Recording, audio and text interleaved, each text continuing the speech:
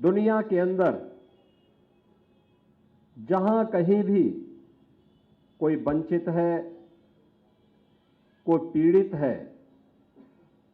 प्रताड़ित है, शोषित है, दुनिया के उन कोटि कोटि मानवों के उद्धार की आवाज है बाबा साहब डॉक्टर भीमराव अंबेडकर।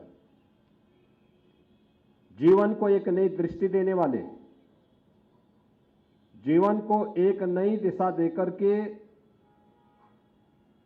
उनके जीवन में भी खुशहाली आए, इसको एक नई दिशा देने वाले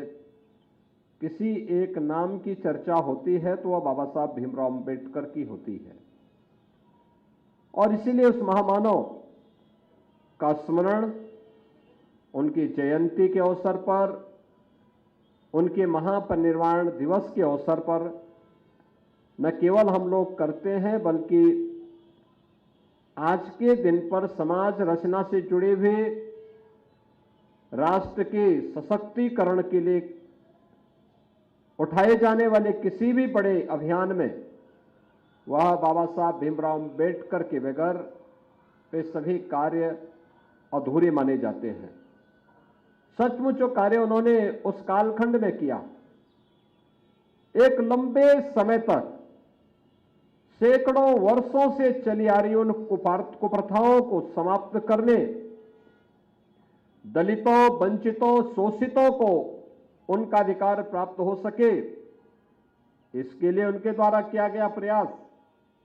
यह अभिनंदनीय है। और बाबा साहब भीमराव अंबेडकर भले ही उन्होंने अत्याचार सहे होंगे, अन्याय सहा होगा, लेकिन उनका कार्य देश के लिए था, समाज के लिए था। कभी भी उन्होंने अपने चेहरे पर वे बातें नहीं आने दी और अंतिम दम तक वह देश के शोषित वर्ग के लिए, वंचित वर्ग के लिए, दलित वर्ग के लिए लड़ते रहे और उन्हें न्याय दिलाने में उन्हें सफलता प्राप्त हुई।